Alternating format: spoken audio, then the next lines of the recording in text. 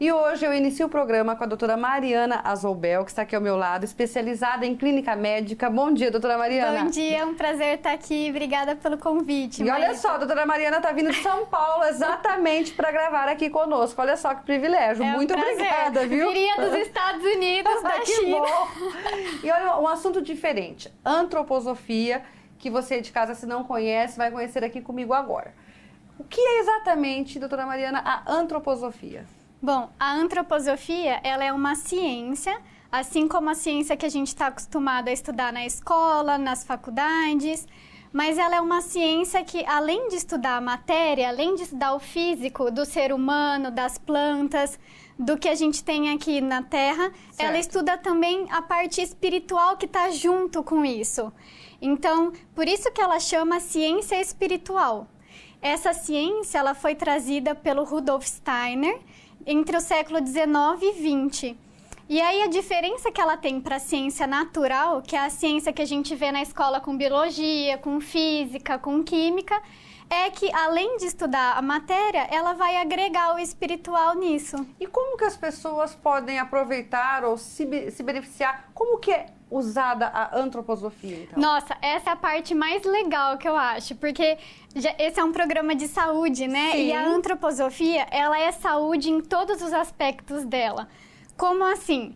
Ela é aplicada na agricultura, na pedagogia, no social, como comunidade. Então, em cada aspecto que ela é aplicada, ela é voltada para que o ser humano e o planeta tenham mais saúde. Dá um exemplo, então, por exemplo, você disse na agronomia. Como que ela é utilizada na agronomia? Na agricultura, perdão. Isso, é assim, é o que a gente conhece como agricultura biodinâmica. Não sei se vocês aí em casa conhecem, mas a agricultura biodinâmica está cada vez mais conhecida, né? E o que eles vão estudar? Algumas coisas, por exemplo, como a gente cultiva o solo de um modo mais saudável, sem extrair tantos minerais, de modo mais sustentável. Então, como é que eu posso fazer com que os animais daquela agricultura, daquela agrocultivo ali, né? Ele vai interagir com as plantas, com o solo, fazendo um ciclo em que o que ele produz volta para a natureza. Então, não é só tirado as coisas dali, e sim volta para lá também. Outra coisa, por exemplo, é estudado todo um calendário cósmico, um calendário astronômico, para saber quais são os períodos em que é melhor se cultivar cada coisa. Em que períodos o solo está mais fértil, está mais propício. E tudo isso faz parte da... Tudo isso faz parte da antroposofia. E por que isso? E aí só traz benefícios. Exato, porque... se eu tiver um alimento mais saudável, ou seja, um alimento mais vitalizado, que o solo está melhor, que tem mais água, que ele é mais rico nos nutrientes e de vitalidade mesmo, isso vai ser melhor para o ser humano. Certo. Então, se eu como um alimento que tem mais vitalidade, que é mais nutritivo, isso vai melhorar a minha saúde. A sua saúde. Mas não só isso, também o planeta que a gente vive, né? Porque o ser humano não é ser humano sem estar na Terra. Com certeza. Então, isso também ajuda que não haja um usufruto da quantidade excessiva de tudo, não só de insumos agrícolas, mas também de animais. E quem que é a pessoa que vai fazer isso? É o agricultor.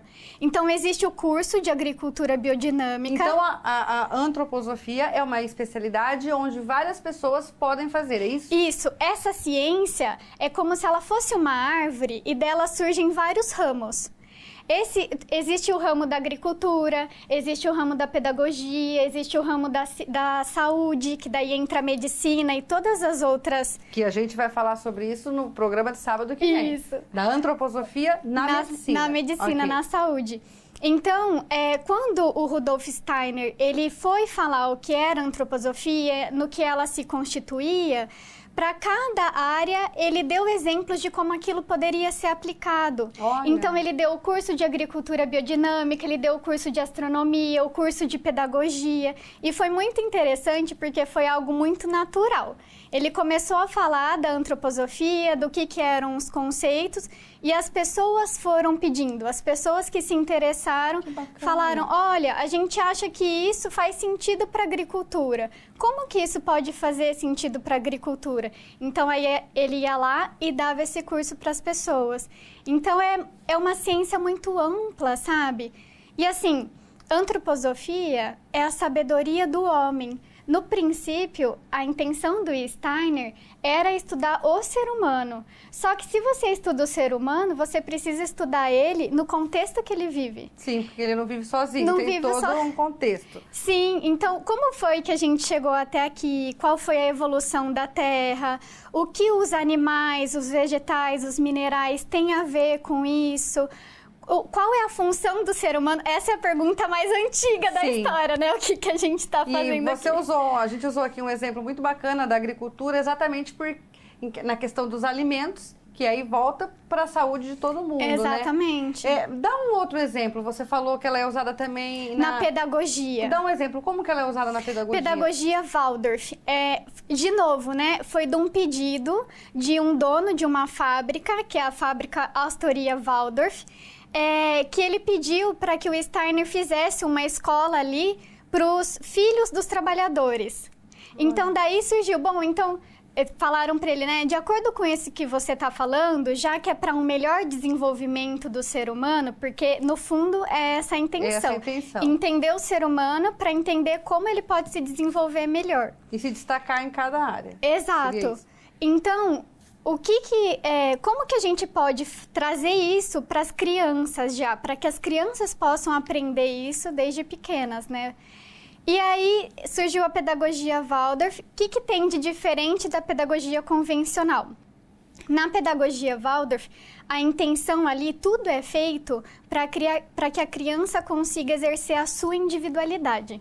Olha, que bacana. Então, a intenção não é que ela decore nada, aliás, não é que ela decore as coisas sem sentido, que ela não entenda o que aquela matéria serve para ela na prática, no cotidiano.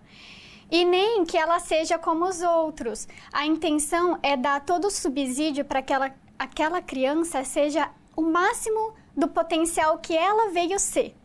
Isso é algo fundamental na antroposofia, sabe? Que cada indivíduo tem um papel aqui na Terra. Cada indivíduo o Steiner diz que cada indivíduo é uma espécie em si, de tão especial que é, assim. E se cada um de nós exercesse aquilo que a gente veio exercer, estaria tudo muito bem, né? Com certeza. Mas muitas vezes, por conta da vida, tudo, a gente vai seguindo caminhos que a gente sente que não é muito aquele do nosso propósito. Hoje em dia se fala muito de propósito, né? Agora, eu imagino como os benefícios que ela traz sendo usada na medicina, né? Muito, porque daí é isso. O que é a doença para a Maíta, para a Mariana, para o Alexandre, para cada pessoa é diferente. E quantas doenças elas se desencadeiam pelo meio que a gente vive, né? E aí é uma coisa que está interligada à outra, né? Muito. Mas nós não vamos falar da antroposofia da medicina, não agora, tá? Agora que todo mundo já sabe o que é, você acompanha no sábado que vem como é que se adapta, né, a antroposofia na medicina. É isso? Exatamente. Você gostaria de deixar mais algum recado? Sim. Quero convidar todos vocês que se interessaram pela antroposofia para acessarem o site da Sociedade Antroposófica Brasileira, que está aí na tela para vocês, que lá vocês vão encontrar todos esses ramos em que a antroposofia pode ser aplicada. E convido vocês também para verem se isso pode ser útil na sua profissão, caso você queira fazer algum dos cursos que envolvem a antroposofia. E agradeço muito estar aqui hoje, Maíta. Foi um presente. Eu que agradeço, minha querida. E eu conto com você mais vezes. É meio longe, mas eu já vi que você veio, né? Venho mesmo. Obrigada, tá bom?